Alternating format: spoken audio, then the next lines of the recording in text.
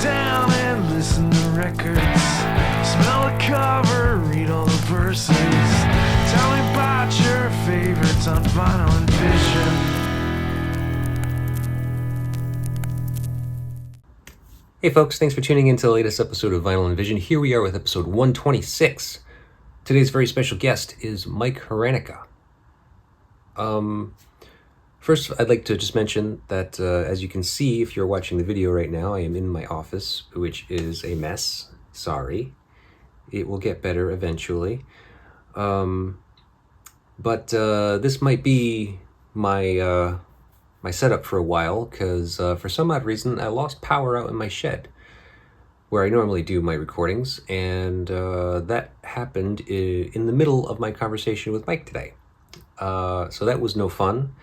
Not a great situation to be in, but I have to thank Mike because he made time for me on 2 days prior to his very big tour with the Devil Wears Prada that he was preparing for at the time. So yes, for much gratitude to him to allow this conversation to happen, and I'm very thankful because it was actually a really great one. So Mike's a really great guy, from what I can gather from having spoken with him for these brief moments, but I've been listening to his new album from his band Town of Lake. It's a solo project, and the album's called Lilac.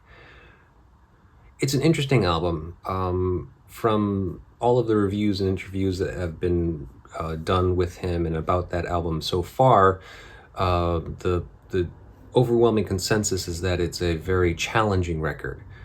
And I don't know if I agree with that completely, but I'm of a different mindset where, you know, I appreciate and I feel like I can understand music a little bit better than some other music critics, because I'm not really a critic. I'm just more of a music fan. And so we go over that. I discussed that in depth in this conversation, as far as like what is interesting about this record, how I feel about this record, his record, that is. And honestly, yes, I do think it's a very good record. I won't go into the details because they're already in the show. So the other topic of discussion was PJ Harvey's Eye Inside the Old Year Dying, which is a new record. Now, this is Mike's pick for what we are calling an influential record. It's hard to call it an influential record because it's so brand new. It's only a year old. It's just like, how much influence does that have over his art form? And you know what? I don't think I actually asked him that question.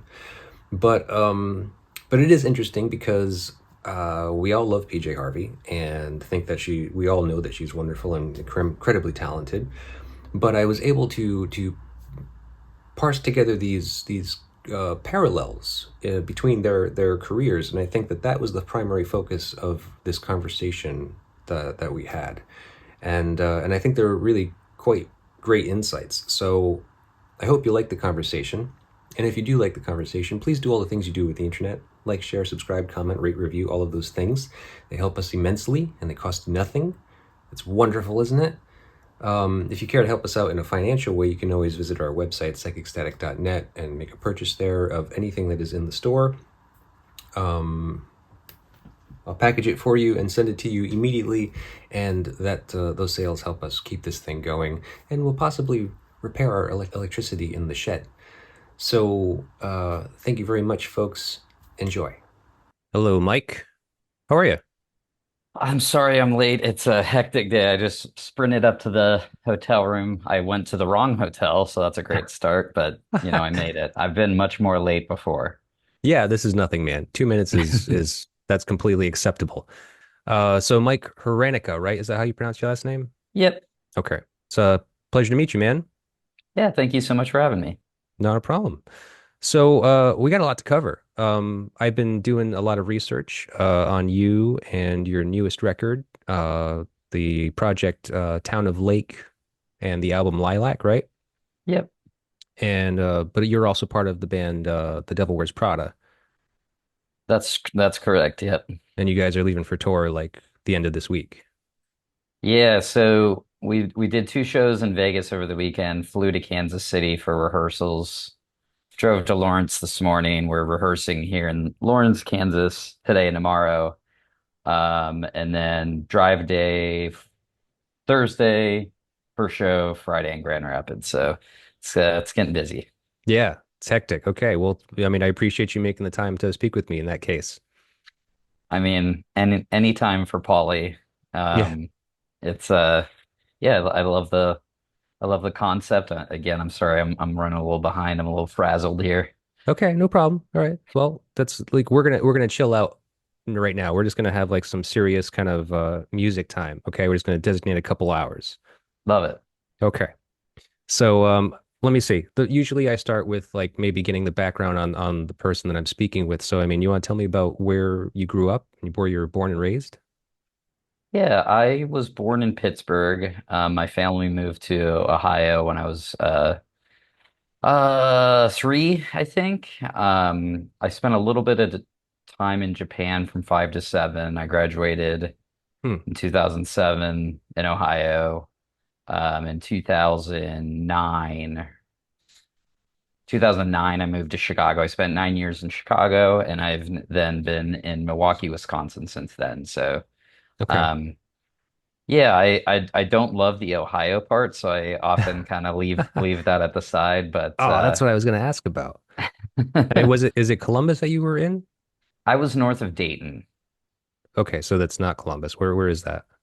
It's like it's in terms of north south about the same, but directly west of Columbus. Columbus is like dot in the middle. Okay. Dayton is like due west hour 15.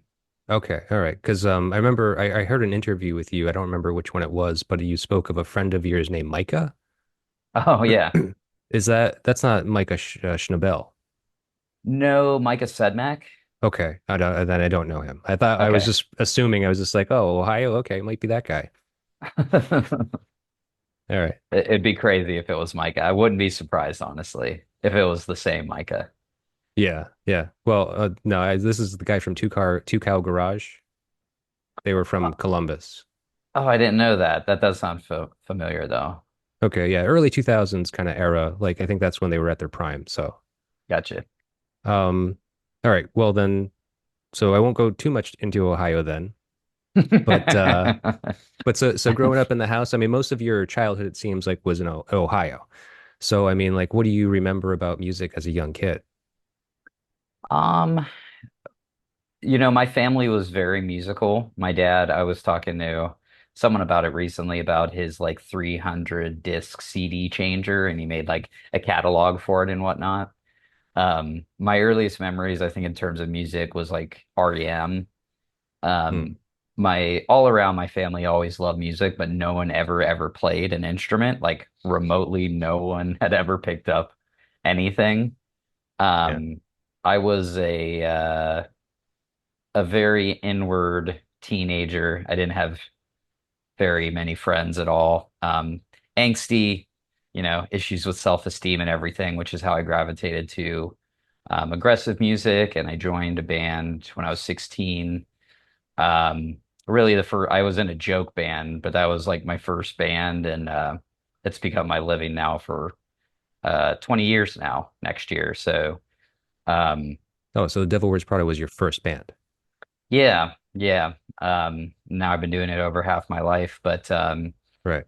there about halfway through, I started a band called God Alone, and that fizzled out. And then I wanted to keep doing something very far away from Prada, which Hmm. resulted in the town of Lake. Yeah. I was going to ask you about that because I mean, like, I'm not a fan of the Devil Wears Prada. I mean, I've definitely heard about your band. And I've definitely heard some of the music over the course of the years. I mean, I'm a little older than you as well. So that's kind of like something that kind of came in just as I was kind of also hitting the phase that you're in now, where it's just like I want to get into more experimental stuff and like kind of weird stuff, whether it be jazz or noise rock or whatever.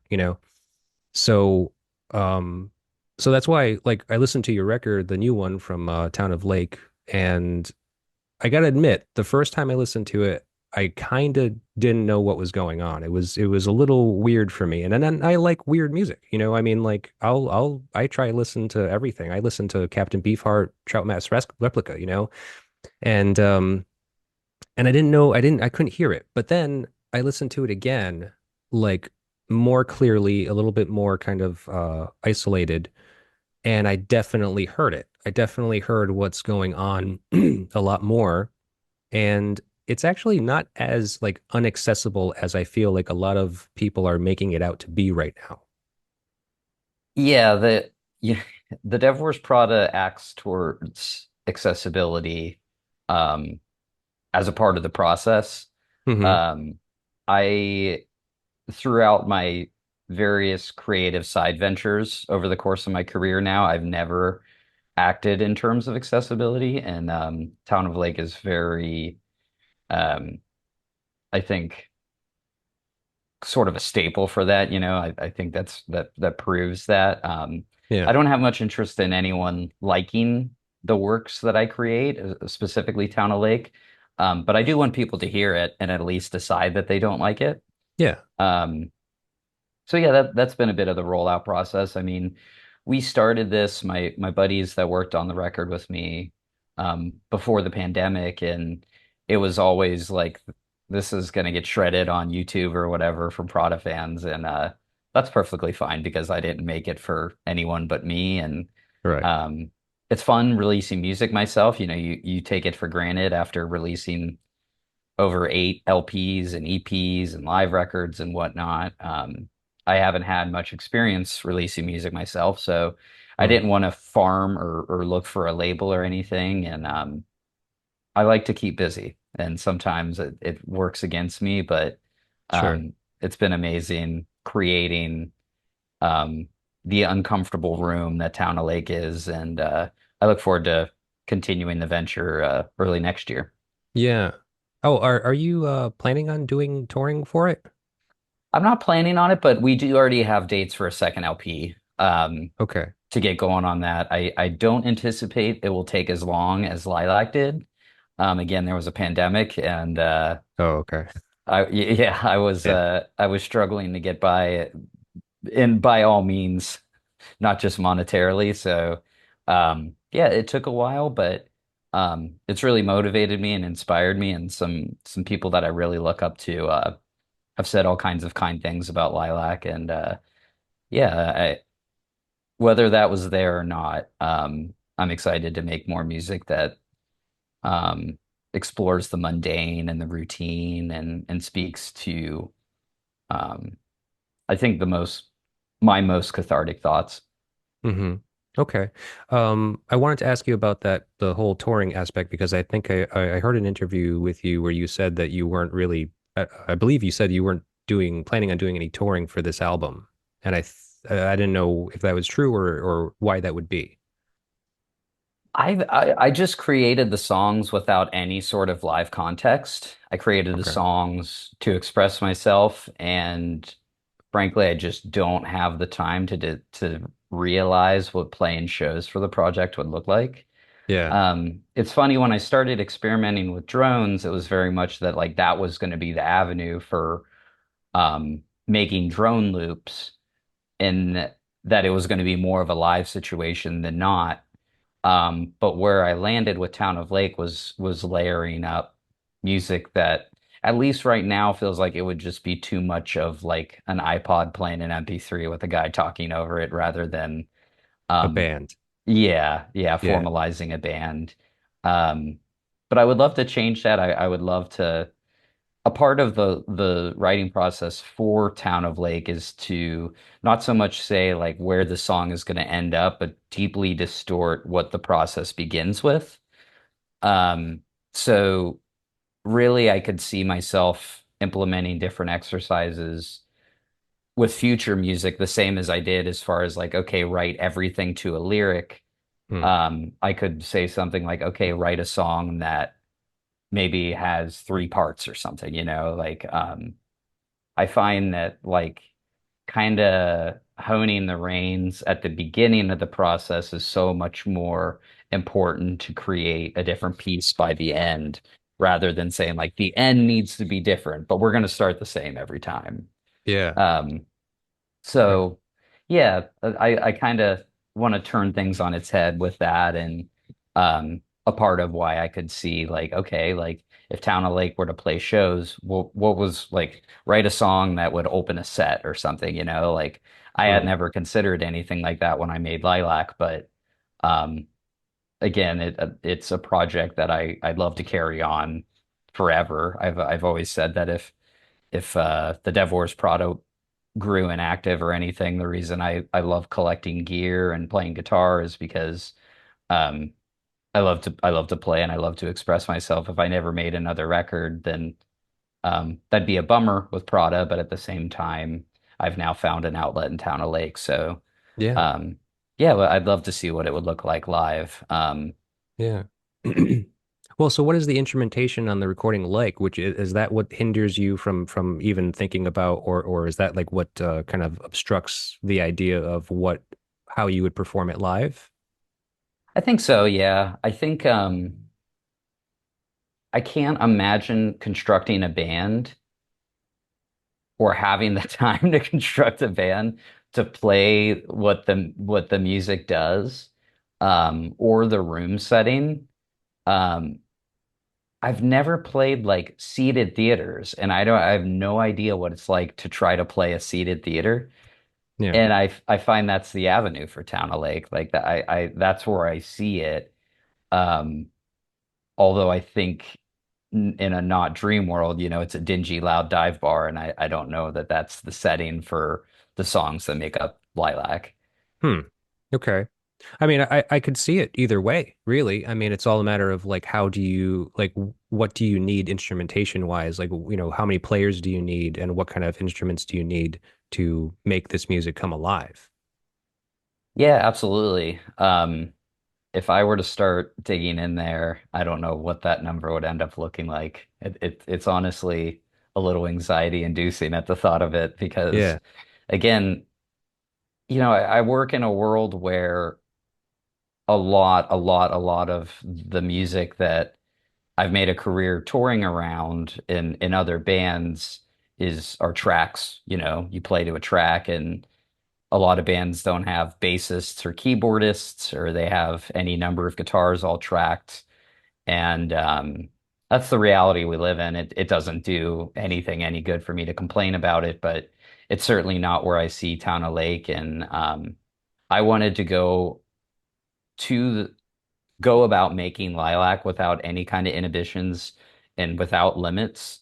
And with that, we injected all sorts of different kinds of sounds. And um, for a group of people to recreate that, I just don't know what it would look like. And I don't know that while it would serve the album itself, I think the album coming to life and coming to fruition. And I went to my furthest limits to create a vinyl record that sounds as best as I possibly could without looking at money, with just spending recklessly, really, just Hmm. because I believe in a quality vinyl record um and wanting to offer what I love and purchasing music to anyone interested in Town or Lake. So I've I've poured a lot of my focus there rather than the live setting. And Hmm. um, the thought of like playing New York or Chicago and small shows, which I really love. I loved when God Alone was doing that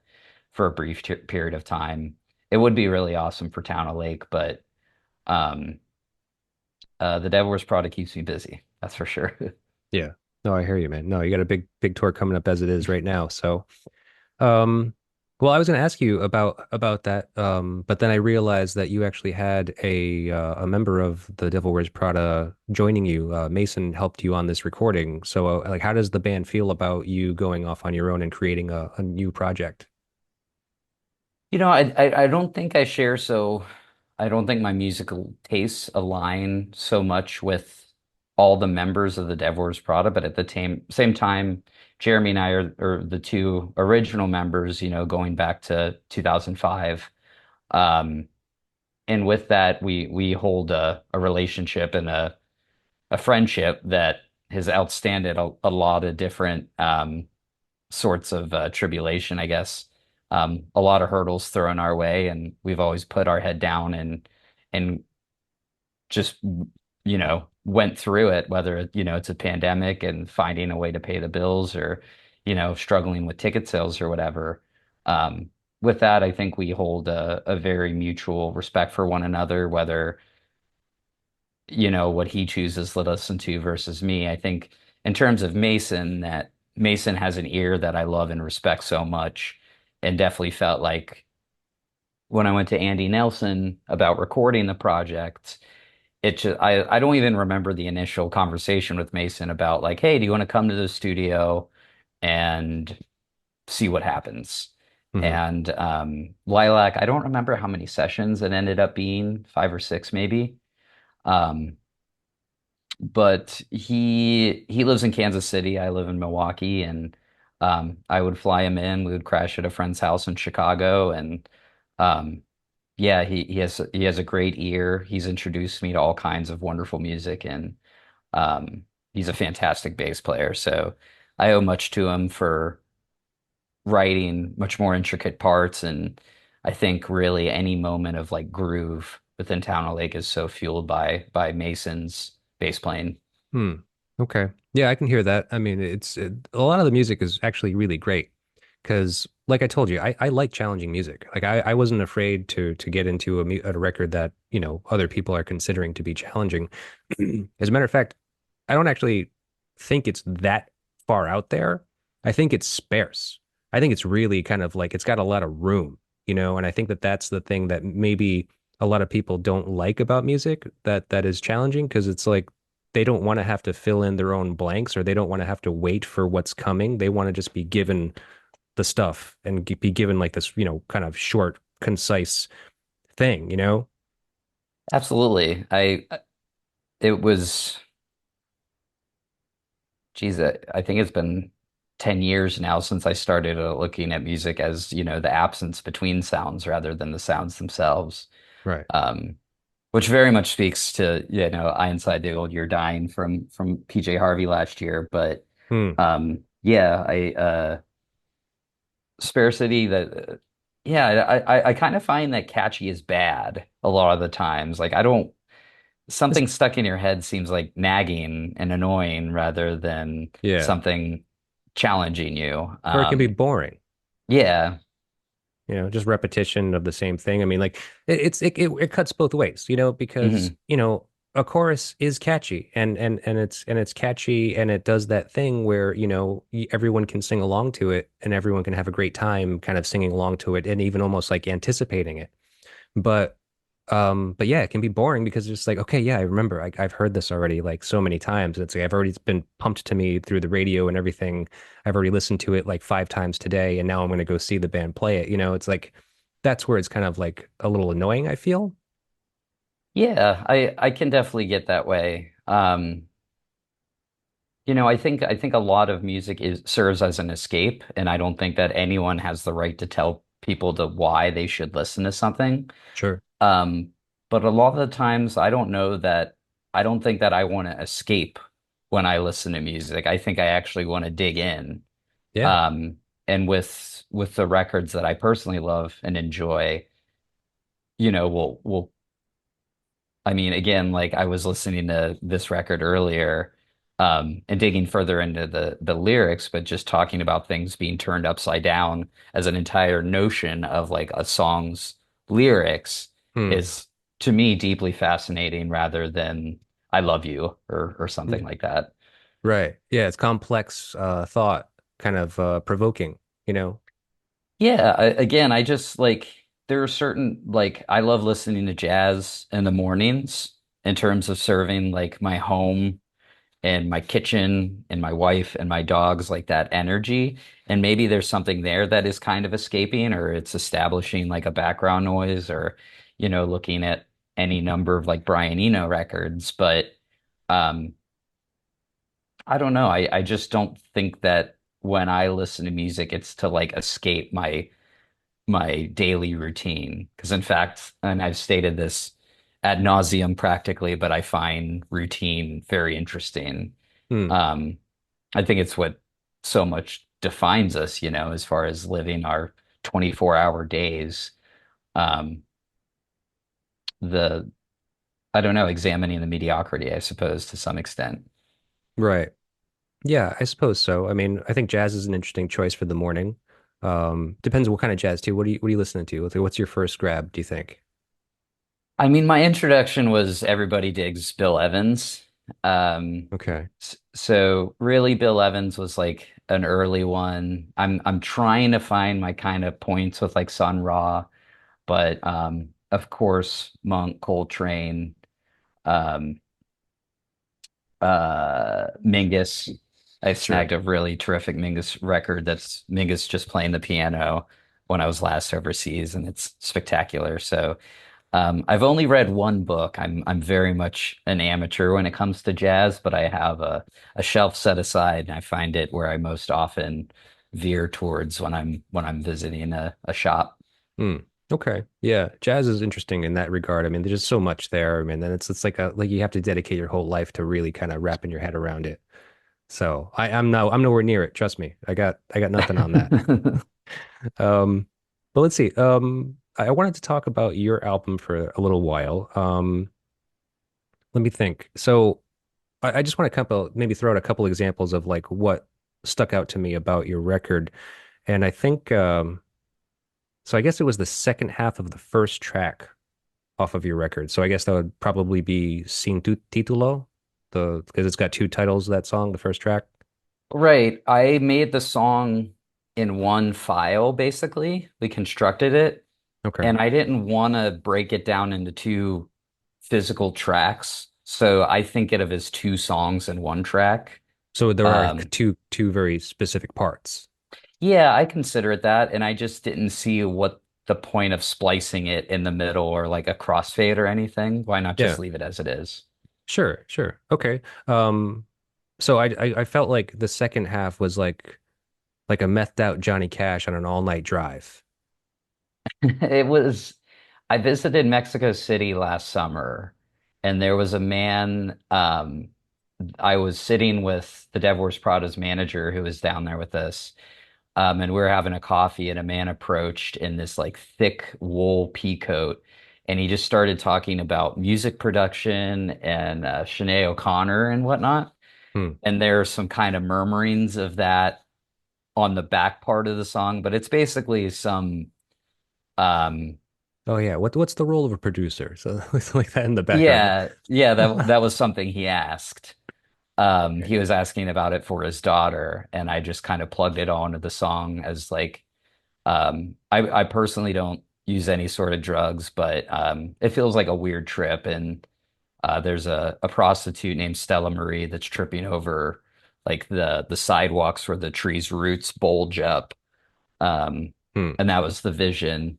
I visited some really amazing art museums in Mexico City. It was all around just an amazing trip. It was my I think third or fourth time at least, and I never had such a good time as this. And when I was in the art museums, I was like, why is everything called Sin Titulo? And then I'm like, oh, without title, Yeah. which made the song's name for the back half of the track, if you will. Sure, sure. Yeah, it's a great observation to make. And it's it's a kind of a cool divisive thing for a song, because it's like everyone has an untitled track, Hmm. but this one is, taking the inspiration from Mexico City, I think you said, right? Mexico City? Yeah, I think it's a much better title than Mexico City. Sure. Yeah, or untitled. Yeah, much Yeah, better. Yeah, yeah. absolutely. So now I really love to hear your explanation on that song and kind of like where it's coming from because when I was asked to speak with you and asked you about like what album would you want to talk about and you choosing PJ Harvey's newest album, I Inside the Old Year Dying. That's the name of it, right? Yeah, I Inside the Old Year Dying. I got to keep on checking because they got that title that's the same thing minus one word. Um, it was interesting because I mean, look, we all know and love PJ Harvey. Okay. I mean, I am not a huge PJ Harvey fan, but I have researched two of her albums now. I'm pretty sure. I think I talked about two of her albums now. So I was already kind of familiar with the history, some of her older records, and I have kind of this happens a lot, right? When you listen to a band for a long time, you trail off as they kind of keep on releasing records. So I haven't listened to this one, and I didn't even know it. Actually, I didn't even know it came out. I have just been so into my own thing that I haven't been paying attention. So I'm getting into it now for the first time, and I'm also getting into your album for the first time. And these two albums, I mean, like I literally was toggling between them where, I was listening to her album, it would end, put your album on, and I'm just like the mind meld of all of this music, to fresh sets of ears is I couldn't even tell like I forgot who I was listening to at times. It's like you guys share a lot. It's the space between the sounds, I think, so much, and I think I find it so remarkable, like listening to like Rid of Me or Dry, like these killer records that just Yeah, defined so much from her early career, and then seeing what she did here. And right. like I think that like Let England Shake, one of her newer albums, Hmm. I think it's called like the Hope Demolition Project. The Hope Six Demolition Project. That's it. I Yeah. just picked up that LP. I haven't spun it enough, but um I don't know. I one of someone told me, my buddy Kyle told me that Lilac feels like you're in a room, and I think I Inside the Old Year Dying feels like you're in a field. Hmm. And I kind of got that too with Let England Shake, but even this morning, going over these songs and here on my computer, which is I like listening to vinyl records, but listening on my computer with her website with the lyrics pulled up, and I didn't realize that she created her own entire like lexicon practically of Oh yeah. language. Right, right. It's unbelievable. Like, what is it? Well, I, it's Dorset. okay. It's the Dorset dialect from where she grew up, actually. So it's like a kind of old English, basically. And so, maybe we should address the fact that, this just got split up and we obviously look different. We're obviously in different settings and so forth. But yeah, but we left off speaking about the Dorset dialect. And that was what I was going to lead me to ask you about, like if you had actually read her book Orlam. No, but when I was going through the lyrics leading up the other day, I ordered a book. I'm not sure if it was that one, a book of poetry. Yeah, I think it is. I'm not familiar with it. It's been coming up in my research, but essentially this is like what do they call that? The like accessory piece to that novel because it's in poem form, I guess, and it's written in the Dorset dialect. And Oh, so, strange. yeah, this Yeah, is like the musical version of that, basically. huh. Yeah, so I ordered a book called The Hollow of the Hand from her website the other day. Oh, okay. Should be waiting for me, but no, I wasn't familiar. Oh, okay. Well, I mean, I assumed as much because, you didn't know about the Dorset dialect thing either. Because if you had read the book, I'm sure that maybe this album makes even more sense in that case because it's literally the companion piece. That's the word I was looking for. Companion piece to the novel, which is essentially in poem form. And it took her Hmm. like 8 years to write, so it's supposed to be pretty in depth. Yeah, sounds like it. Yeah. So that's actually another one of those things that I was kind of making comparisons to her and to you and your careers because you're also a writer and a published one at that, right? Yeah, self-published, so there's an asterisk there. That's okay. I mean, you're still doing it. I mean, and you have multiple works, right? And are they like fiction or are they also kind of poetry based? The newer ones are mixed up poetry, sort of, but in a longer form. To me, a la Burroughs. Hmm. But the first thing I wrote was around a record. I basically just explained all the lyrics. But that was over 10 years ago. But Okay. yeah, otherwise, I'm always writing. I'm always trying to Yeah. come up with something else. So it's been a minute. I need to dig in a little more. Yeah, well, I mean, you do a lot, and that's kind of the thing. I mean, that's why. your two careers are so parallel, I feel, I mean, like, there was this there was this fact that I came across about PJ Harvey and her friend Steve McQueen, who's like a film director, not to be confused with the old actor. Yeah, I heard they were friends as well. I love Steve McQueen's work. 12 Years a Slave, Hunger, Shame. Um, yeah, fantastic English director. Yeah. Yeah. But he's also a accomplished sculptor, I believe.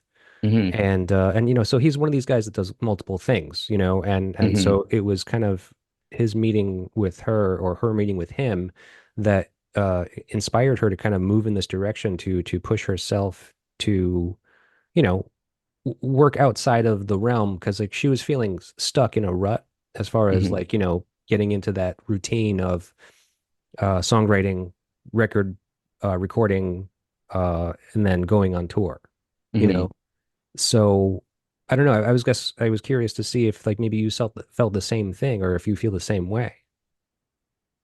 I, I certainly get restless. I don't have the worst attention span, but I definitely love being busy as far as jumping one from one project to another. The way I've always described it is that I kind of feel like um, different creative endeavors for me are like different rooms, and I get sick of being in one room and I need to walk into the other room every so often. So, Yeah. for the most part, I find that I can never really work longer than like 4 hours on anything really. Oh, really? Um, yeah, like in one day, I'll get sick of being in the confines of one room and need to walk into a different room. So Hmm. it doesn't work so well as far as consistency, but I've kind of found that to be my method as far as when I feel creative in whatever sort of scenario or application that I'll need to like walk to a different room. Hmm. Um, pending what my idea is. Yeah, I guess that makes sense. I guess I kind of feel the same way now that you say that. Because I Hmm. mean, like I do multiple things as well, and so I kind of try to designate my time to like, okay, let me put a few hours here into this, then I'm going to go over here, I'm going to do a few hours over here. But PJ says that she actually kind of treats her art much like a blue collar job, where she actually puts in like an 8 hour day. And I mean, so you're not like that, is what you're saying. No, I wish I could say I was. I've certainly worked with musicians that are that well disciplined. Um, I Yeah. find the same with like writing. I've written, I kind of say like one and a half novels that I've never published years and years ago. One of them I never finished writing. The other one just needs a fair amount of work. So, um, but yeah, that was kind of I always think about that because it was really hard to start every day for me. But then 15 minutes in, it's like the dam is broken down and the flood's going. So, um, yeah, as far as like an 8 hour workday, um, I think it would work well for me, but I'll need to get up and then I'll read for a little while and then be like, oh, I need to get to that. And Yeah. um, I tend to mix in all sorts of whatever errands and cooking and um, again those routine happenings. Right. Right. That does it makes sense too though, because I just had 4 weeks off of work, and Hmm. so I've been home. I've actually it was healing from an operation, so I had minimal, movement and a capability. But was feeling restless. I'm like, I'm sitting in the house for fucking 2 weeks. I don't want to like be doing nothing. Hmm. So I kind of did that same way, and I kind of feel like what you're saying is because when you have a whole day to not have to go think about, oh, I got to be stuck somewhere for 8 hours of this day. There's so much time in the day, but then there you get overwhelmed by like, well, I didn't get anything done today. I only did two out of the five or six things that I had planned, because it's because like if you get caught up and just kind of forget where time is going because you're too busy, you're focused on the one thing, right? Certainly, certainly, I hear that. Yeah. So that's definitely something to think about as far as like trying to uh, you know, create routine and time manage, I guess. Hmm. Um, Certainly. So I'd like to ask you a couple questions, just a couple more about your album before we move on to tackling PJ Harvey's "Eye Inside the Old Year Dying." One of the things about your album I was kind of curious about, at least, well, let's make another comparison. So PJ Harvey was working with John Parrish and Flood on this album as kind of co-producers, I guess. And all of them have corroborated saying that none of them knew exactly what they were going to do going into the studio. I guess PJ had demos, but essentially they didn't know how they were going to approach these songs in the studio. So it was very much an improvised session. And I was curious, like, how prepared were you going into your recording? Not. Not at all. I would go in with very little, and I think the biggest thing that made Lilac what it is that the idea was to come in with a means of making the song more so than having the song already there. Which is like how I mentioned, like some songs would be like, I wrote this, I'm gonna go speak it in that room over there, and let's create ambient sounds behind it.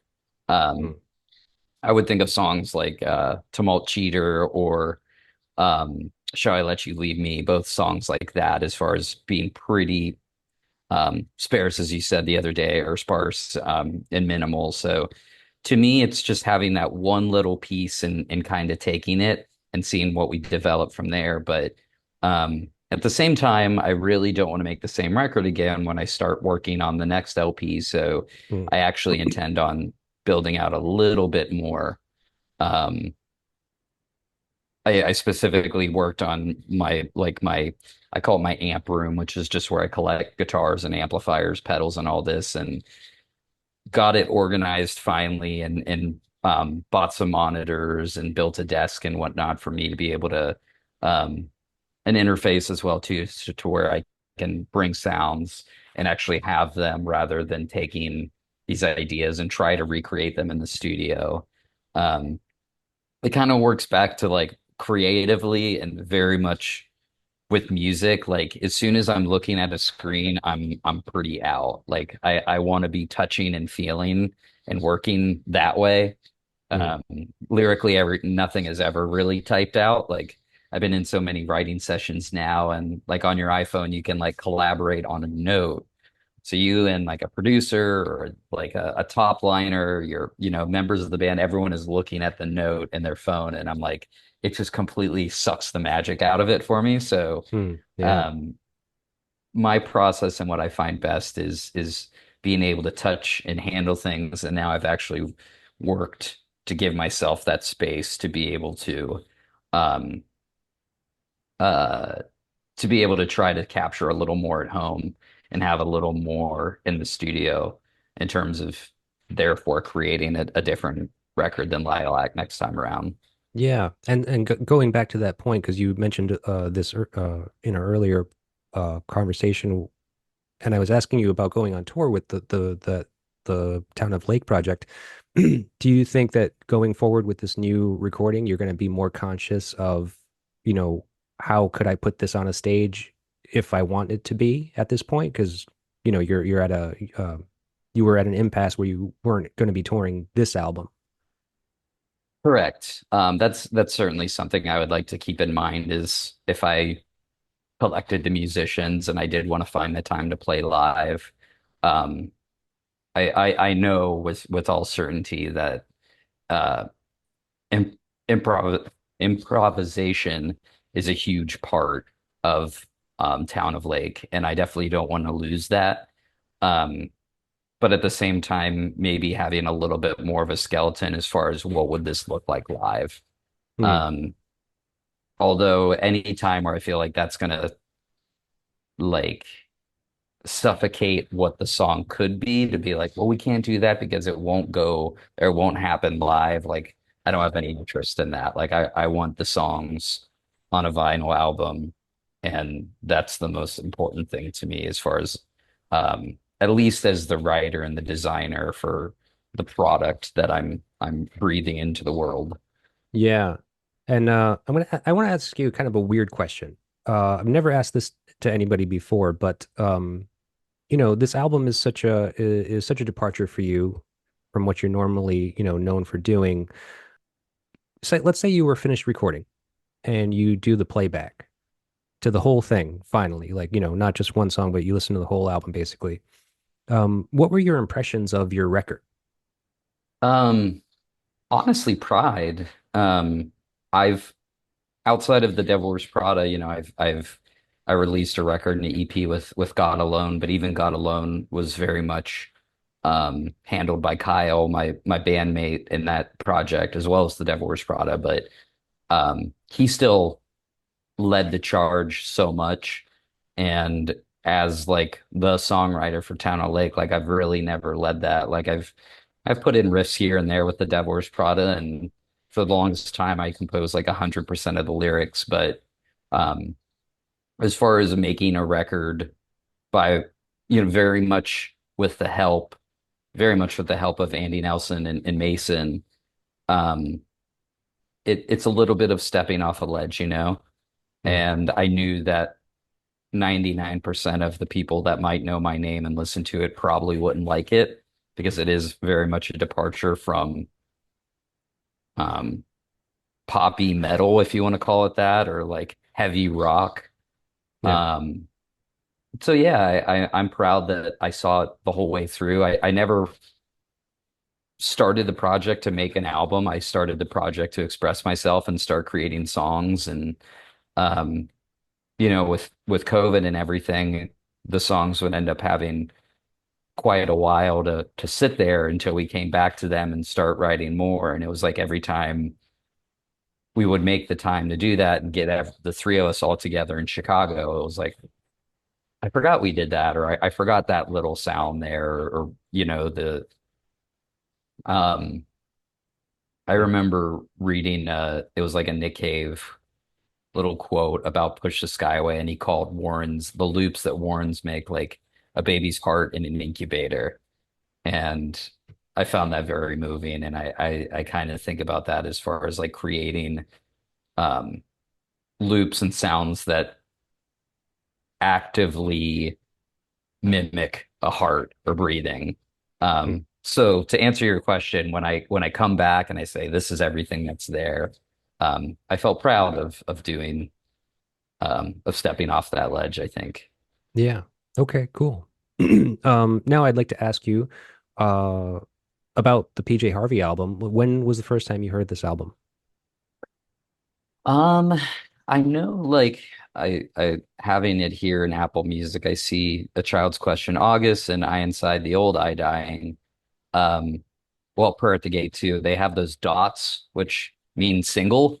And Oh, I okay. can't recall which single I heard first, but I have been a big fan for a while, and I recall just checking Pitchfork daily as I often do, and seeing that she announced a new record and um, hearing the song and going, "This is an automatic pre-order for me." So Hmm. um, yeah, I definitely got into the album as soon as the vinyl record arrived.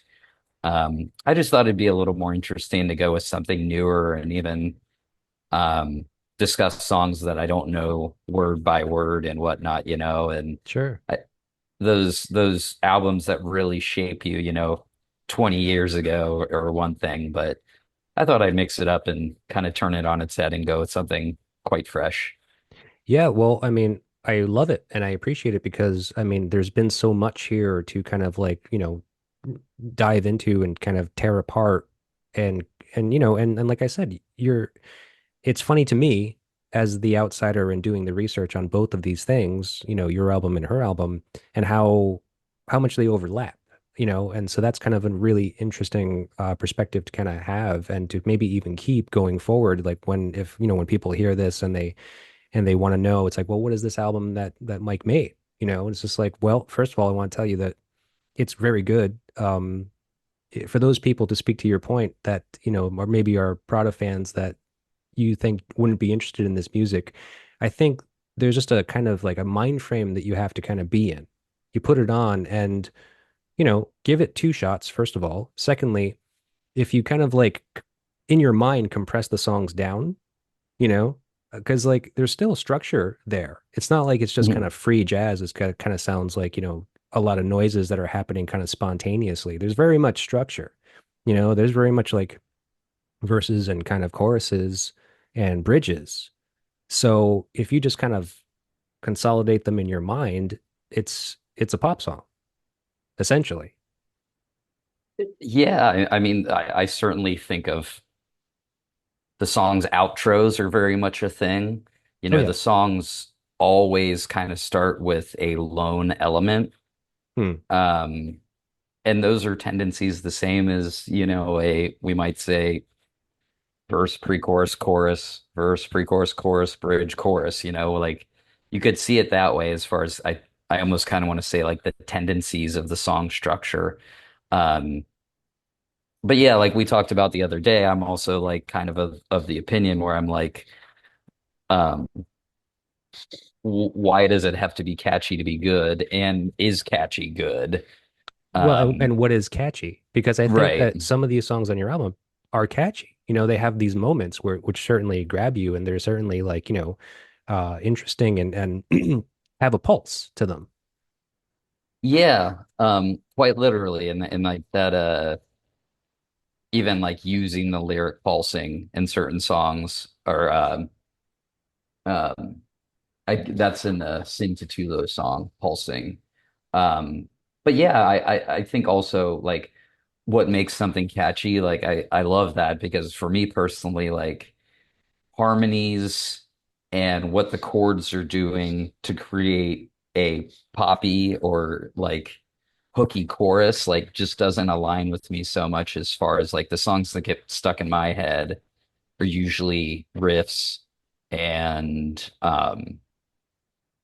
a vocals just this rhythm that's gonna what kind of pops out in my head when I wake up in the morning or if I'm standing, at my record shelf and I'm like, what do I want to listen to? And like something comes to mind.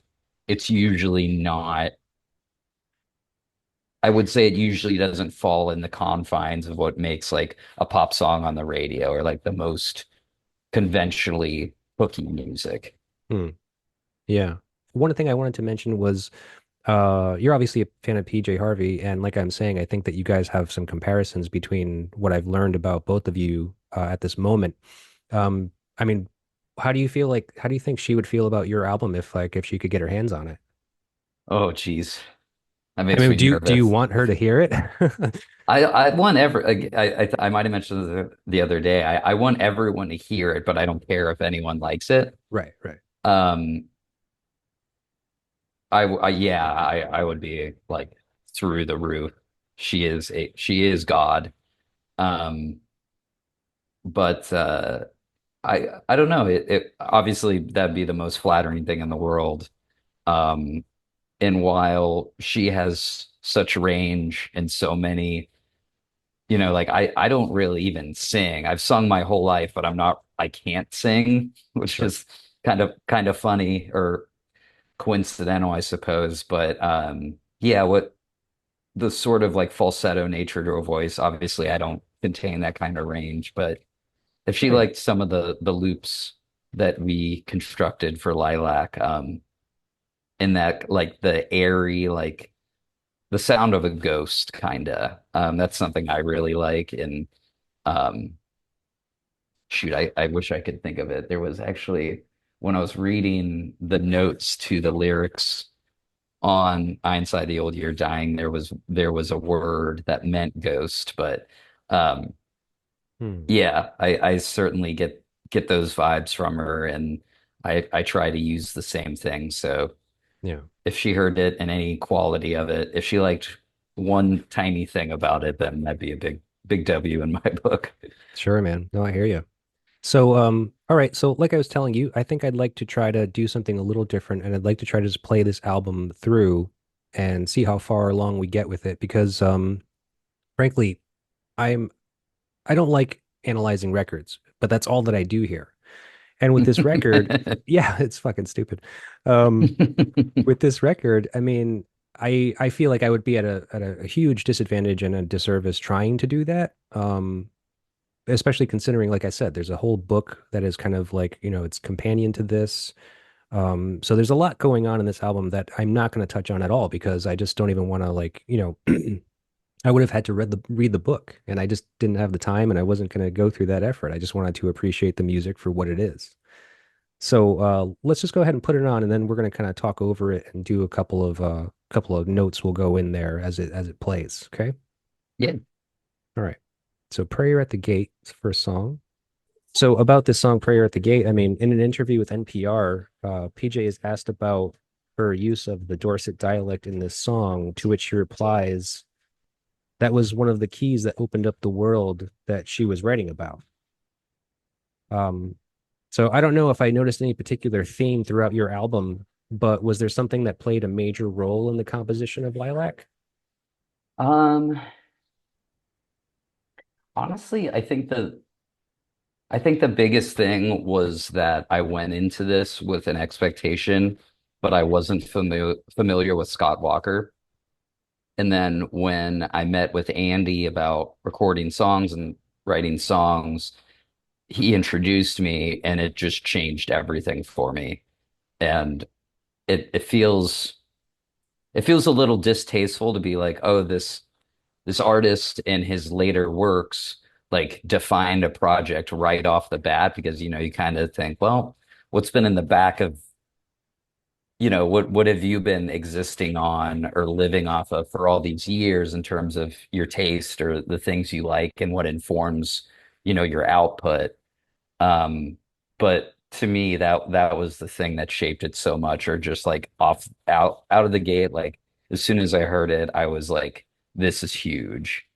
um and I feel like also because he did the record Soused with Sun, and Sun is one of my favorite bands. It was already just this immediate confluence of like something so lyrical and vocal with drones, which I really love, and plays a um plays a pretty notable presence throughout Lilac, just droning guitar parts. Hmm. Okay. But that's not something that's necessary. Well, I guess droning, I guess, is probably the main, the backbone of the material, I guess. Yeah, yeah. For me, I just like I briefly mentioned it the other day, but I was like, at one point, I wanted to create a project that was much more live than record, and I just wanted to create drone loops in a live setting and explore that. And I've heard interviews, like I believe that music can tell the future, and I also think that, or I know that music can teach us so much in performing it ourselves. So I had like an idea for that. Um, it never came to fruition, but then somehow when Town and Lake was making these songs, drone just found its way in very naturally, Hmm. as this like abrasive cloud, like talking about the record feeling like you're in a room, like kind of like a what the fuck just walked in here. Sure. Well, I mean, and to speak to this album, I Inside the Old Year Dying, I mean, like there's so much texture going on here. And not different from Lilac, I feel, because um I know that she was using Autumn Term is playing right now, by the way. Um there's so much like sonic landscaping that's done and Hmm. and she actually kind of utilized a lot of like field recordings and so forth to actually kind of start the musical process. Like I guess I can't remember who it is. It's this guy named Cecil, I guess, that was working on this album, and he was kind of in charge of the field recordings and the manipulation of them because they wouldn't just be playing and you just hear the sound of like trees rustling, but they would be manipulated in a way. So but there's a lot of texture in that regard to this album, and I think the same for Lilac. I mean, like I don't know if you were focusing specifically on like field recordings or found sounds or something like that. You know, the only The only thing that kind of comes to mind is I think it's Can of Soup when we have this. It's kind of like being at a train station. You just hear people walking around and scuffling about. But otherwise, we definitely there are any number of sounds across the record that aren't an instrument, so to say. The last track on the album, Drops Gather, is um, chopping wood. And we didn't, that was physically bringing logs down in my axe and chopping wood.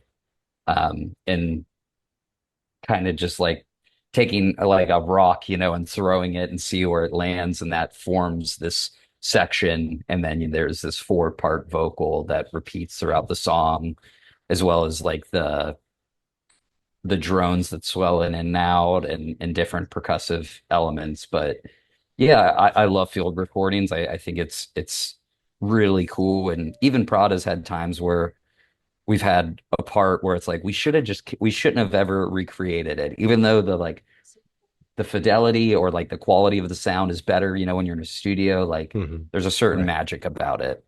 Yeah, the Um, spontaneity, the kind of immediacy of something. exactly. And always like being in that room at that time. Um, but yeah, nothing like I certainly have ideas. I don't want to give them away now as far as creating sound or creating something and micro putting a mic on it and seeing what that does. Hmm. Um, but yeah, the drops gather, and I think I don't think it was like the second song we did, but it was definitely earlier in the process. But the like whacking sound is an axe going through wood. And then when you hear it fall to the ground, it's the log splitting and falling in half. Oh man, that Um, song drove me crazy. I was like, I was like listening to it, really closely, and I was just like, dude, if I was like kind of like a little whacked out and like had my eyes closed, just like listening to this, I swear to God, I would just scream in the room, just like, would somebody stop dropping that fucking can? Because that's what it sounded like. I was just like, it just sounds like somebody fucking dropping something in a room, and I'm just like, and it's repetitive, so it kind of like just makes you go a little crazy.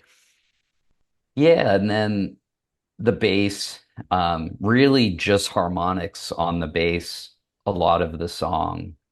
Um, but yeah, the reason that's there is because the songs always have a notion of normalcy. And again, like I find I've said this before a lot, but I find great drama in the ordinary. I don't like fantasy. Hmm. So in terms of like the literature I consume and whatnot, um, that's what attracts me so much. The same as even in like TV, come to think of it and whatnot too. But like, um, yeah, like, I'm singing about cooking or cleaning the house, and just the same as those chores, I chop wood for the fires during the winter. So, Hmm. um, Andy was really excited at the challenge of microphoning that process, um, Oh, I and bet there are that's all the cool. other kinds of things too. I mean, like, um, Death of a Neighborhood, the end of it, I wanted it to feel like you were leaving. So we mic'd up cases closing and wrapping cables and the cables smacking the floor. Um, Right. Yeah. so it's like we're leaving this setting, and how do you purvey that through sounds and whatnot? And to me, it was like, oh, you pack up the band or you pack up what's happening in the studio and you leave. Same with like the foot's or your feet walking and whatnot on those laminate floors. So Hmm. um, not the most traditional field recording techniques, but yeah, it's not like there are two guitars, bass, and drums, and that's the the record. Right. Right. Well, so Lonesome Tonight just finished actually playing, but I think that this song is funny because I heard PJ speaking about it in an interview, and she said that she was having a hard time with the finger picking of it. Which I think is weird because I mean it doesn't sound like it's too difficult to do, really, but whatever, that was her challenge. And it just made me wonder, like, if there was an element on your new record that you feel like really pushed you. Um, Honestly, no. The most difficult bass and guitar parts were played by Mason. He's a much, much, much more capable musician than myself. Hmm. Um, I've always been enamored with bad singers and bad guitar players. Oh, cool. We gotta hang out. I very rarely like someone that sings well. PJ obviously would be a huge sort of counter to that. Sure. Well, she's But unique too. yeah, exactly, exactly. Um, but like if you said to me like end all favorite guitar player, I probably wouldn't be able to say, but I know in the top five there would be Roland S. Howard and Steve Albini. Hmm. Um, and Steve, everything that Steve did was, I think, pretty um well, it was very jaggedy Sure. or angular. Um, it was not comfortable for the most part. It felt pretty cold a lot of the time. Um, so really just like across the board, shellac records and Steve's guitar playing very much informed my taste and informed a lot of what I wanted to do in God Alone and like the elements I brought to the band God Alone. And then stripped down even further is what the guitar playing is in Town of Lake. Um, I kind of just think of that and I kind of think of like cool interludes I like. I remember, I can't think of her name. There's a British band called Savages, and their first record, Silence Yourself, is just like it's incredible. Hmm. Um, and the guitar player was saying that she was living in this house in college or something, and she was trying to play these I don't know if it was birthday party songs or Roland's solo project or the Roland S. Howard songs. And she realized that it wasn't that she wasn't playing the right notes, it's that it just couldn't be played like Roland, and how he did it. And to me, I love that, when people say like they hear music and they say like, I could do that, it's like, but you didn't. You didn't have the idea. And even Right. like, I don't know, I hate the masturbatory nature of chops, when it comes to guitar playing. Yeah. A lot of the time, as much as I love the really talented pianists and jazz players and whatnot, within my own work, the I just have no interest, and very rarely does the dexterity of a musician speak to quality for me. Sure. Sure. Well, I think that you need to be kind of confident in your ability, right? Hmm. And that's the thing too, is just like you take any instrument and you don't have to be virtuoso at it. Like you have to make it your own and give it the sound that speaks to you, but also that can kind of be your thing, that can make you unique.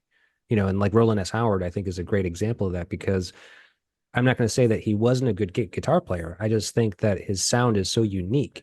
So whatever he had to do to get that sound, whether it be the guitar that he plays, the amp that he plays, the pedal he goes through, or if it was technique, whatever it is, I mean, that's what he built, And I don't think virtuosic playing uh like dictates, or the I can't think of exactly the way I want to say this, but like the impact it has, Yeah, or if it's conventionally considered good, you Correct. know. Yeah. I mean, like Yeah, speaking of singers, Lou Reed, horrible singer.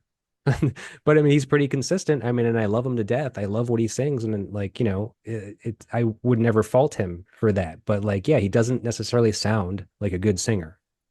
exactly. And to be perfectly clear too, I don't mean to say that Roland or Steve were bad guitar players. What I Right. mean No. to say is that by um our sort of contemporary standards, their sound and the way they play guitar isn't what you would hear on the radio, or Yeah. Yeah. like received as like mainstream top 40, award show music. Yeah. No, yeah, absolutely not. Um, so we already got past the song Seem and I, which I don't like saying that phrase because it just doesn't roll off the tongue. But that's Dorset for basically saying seems to me, seem and I, seems to me. Okay. Um, so but PJ, speaking about that song in response to a question she had, she said that there's a lot of darkness in our world that we deal with on a daily basis. And I think to see humor in really dark things can be a lifesaver. How do you feel about that statement? Um, Sorry, I'm reading through the Lyrics? yeah. Um I'm so long-winded. I'm sorry. I wanted to make note that the last song I love that she sings about Pepsi Fizz and like banana and peanut butter sandwich. Yeah, Like interjecting that into this world right. is brilliant. It I can't say enough amazing things, but Yeah. sorry, your question was Well, that's okay. I just wanted to get your feel on what that quote is. She says there's a lot of darkness in our world that we deal with on a daily basis, and I think to see the humor in really dark things can be a lifesaver. I love that. I mean, do you see that the world in the same way? I mean, are you trying to find humor even though we are dealing with shit constantly? What shit are you talking about? Um, It could be you could take that on anything. You could put that towards anything at all. yeah. No, I love that. I a lot of the time I don't take things too seriously and even laugh at things that really shouldn't be laughed at, but I kind of find it as a means of survival for me. I kind of think uh I've been reading a fair amount. I don't know how to say his name correctly, but Michael Ondaatje on Ondaajte. Okay. Um, and he mentioned it was a Nietzsche quote, and it was, um, "We have art so as not to die of the truth."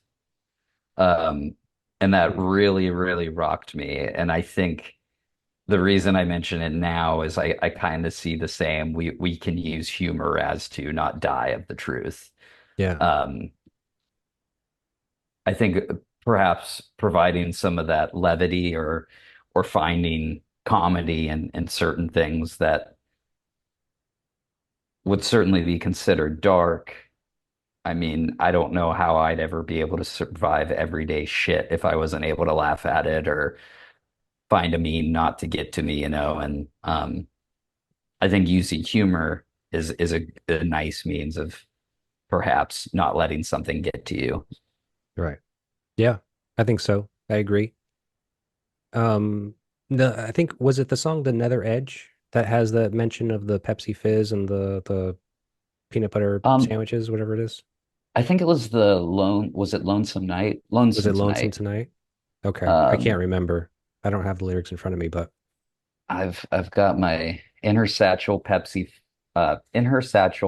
Fizz peanut and banana sandwiches. hmm, For this man, her shepherd is parts her bready lips. Are you Elvis? Are you God? yeah. Well, see, now that Incredible. speaks again to the story. So, I know if you Hmm. got the book, I think that would seem more understandable because from what I gathered in the research was that the story of Orlam kind of revolves around this character, Iris Abel, I think her name is, but it's a younger Okay. girl Hmm. who's living in this fictitious area of England. So it's not Dorset, like where PJ grew up, but something fictional but similar. And yeah, I guess my horrible recollection of it, summarizing just there's the whole story and this album is basically a year in her life, and every song represents a different month. So and plus like so she lives in this weird countryside in England, and then there's also some aspect of like um what's the correct term, sexual assault, I guess, that happens.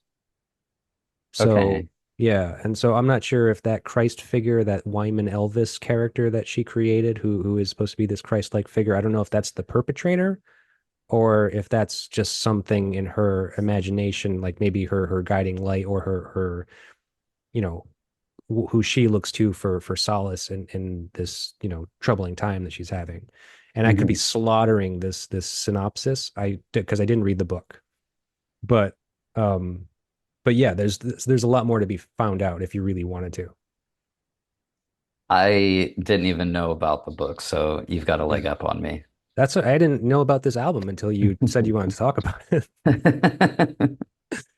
Um, but no, but it's great, I mean, and like, and thank you for choosing it because I should have listened to it anyway. I mean, PJ is great. We all know that, and I now that I know that it exists, I'm happy to get into it, and I'm certainly listening to it more. Um, one more question I want to ask you. So the song "The Nether Edge," right? There's a line in the song that really stuck out to me that says, "With the silence upside down, horse atop the rider."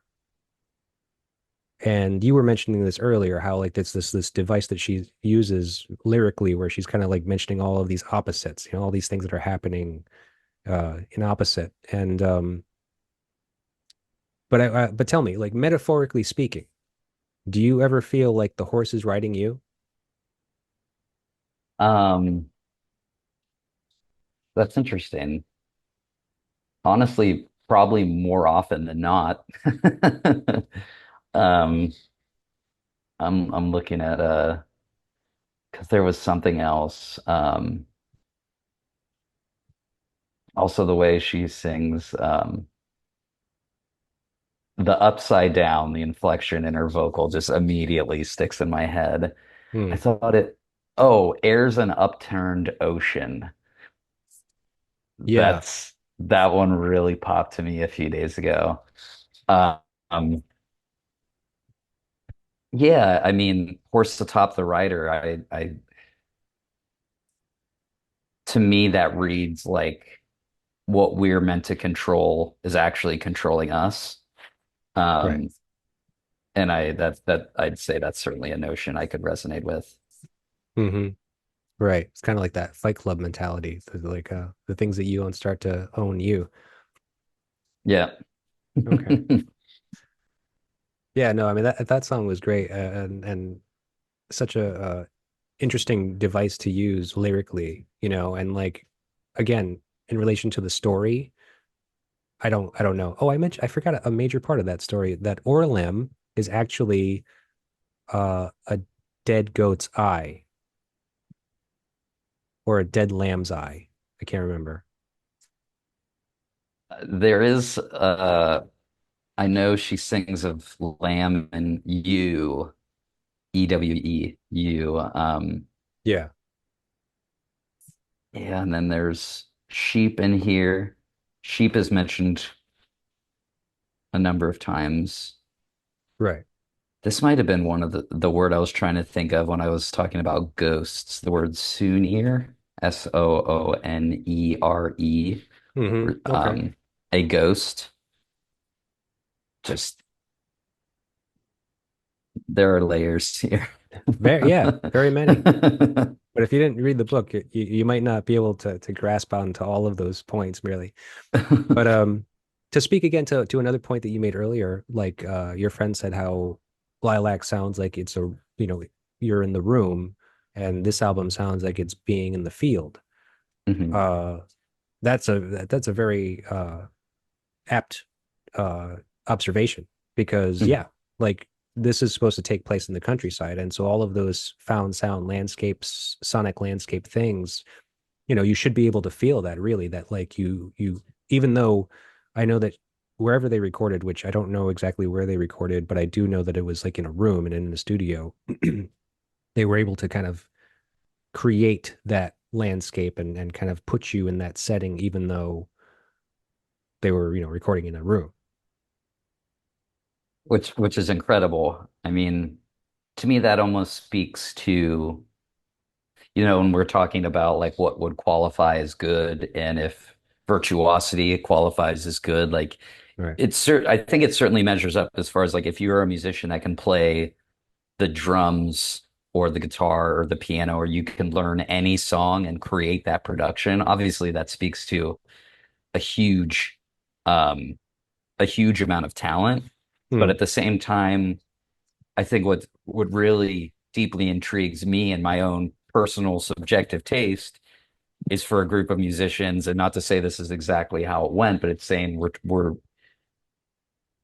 we're making these songs, we're making an album meant to be in the countryside and in the fields. And it's like, it doesn't matter so much like how well you play the piano or you can figure out songs or your understanding of theory that put you in a field, you know.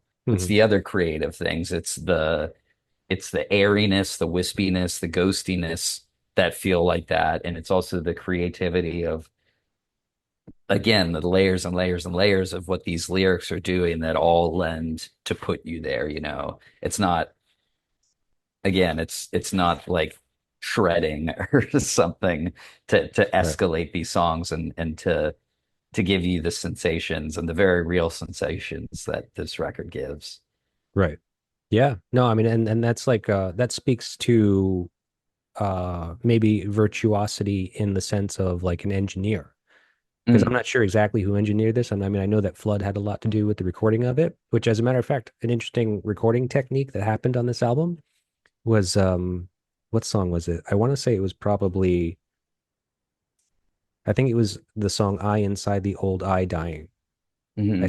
I think that was the song. I didn't write it down here, but where PJ said in an interview that you know, where they were recording, Flood actually set up multiple mics, like in the weirdest places, like under her chair, like behind her, like in all these like weird places. And one method that he had her to do to do a vocal take was he actually held a microphone for her in the room, and you know she wasn't blindfolded, but had her eyes closed, and he was just like, okay, just sing the song, and it kind of was a disarming tactic, so he could get a better performance out of her. But and I don't know if you can hear it, like if you listen to the song really well, like, but he supposedly like was moving the mic around, so it Mm. kind of sounds a little bit more atmospheric than just kind of like being right on the mic, you know? Yeah, I wouldn't know what lyric or what part that would be, but I do love the range in terms of I've always loved albums that feel like it carries like 100 different guitars, a bunch of different amps, all the pedals, you Hmm. know, people again like touching things, playing with things, tweaking things. One of the things that really jumps out to me is like the range in the acoustic guitar. And I don't know if it's I Inside the Old Year Dying or I Inside the I The Inside the old Old I iodine. Dying. Yeah. Yeah, but one of them starts with this guitar that it's an acoustic guitar, but it is so hot that it's definitely distorting a little bit, but it just kind of it creates such a moment on the record and it really embraces you where a lot of it I feel like is kind of enrapturing you Hmm. on like in your periphery almost, and then the guitar and like again how it's mic'd and mixed, it just like kicks you in the chest. Yeah. um yeah, Flood's got an impressive resume for a reason. Oh yeah. Yeah, I know. I meant to go look through his catalog, like his discography of like the work he's done. Because I know he's done some huge, massive records, but I wanted to look at the list and I just forgot to look it up. But but yeah, again, like so the mastery of recording, you know, that's Mhm. another big thing, which, you know, I think that you did a great job on your album. Who recorded that album? So Andy Nelson recorded everything. Andy and I go back a ways now. Um, he has amazing taste. He mostly does hardcore and metal bands. Um, but again, his taste and how do I want to say this? Like his sort of palette is just really cool. I think a part of what makes recording with him so fun is that Mason playing bass and me and Andy, the three of us in the room, will get pretty sidetracked pretty routinely as far as like, oh, that reminds me of, and it's like pulling out your iPhone and being like, oh, it's on this song somewhere. And Hmm. um, I always leave, and my lyric book is filled with records and things to listen to and watch from Andy. And yeah, I can't say enough nice things. He's a delight. Yeah, and obviously great at what he does too.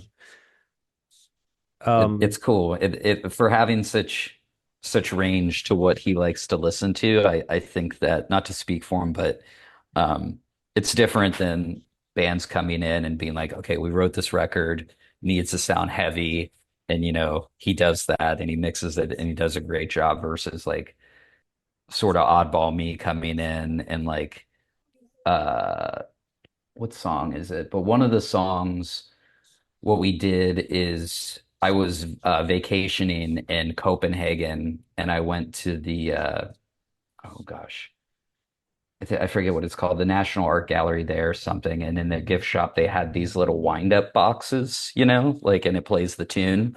Yeah. And I bought it for like €7 or something. And then we broke it and then you just twist it. And then we twisted it into a mic and then threw it in a looper and like reversed it, um, Okay. which is the song. This is embarrassing that I can't remember any songs, but There's a lot going on in those songs. reading off my dreams.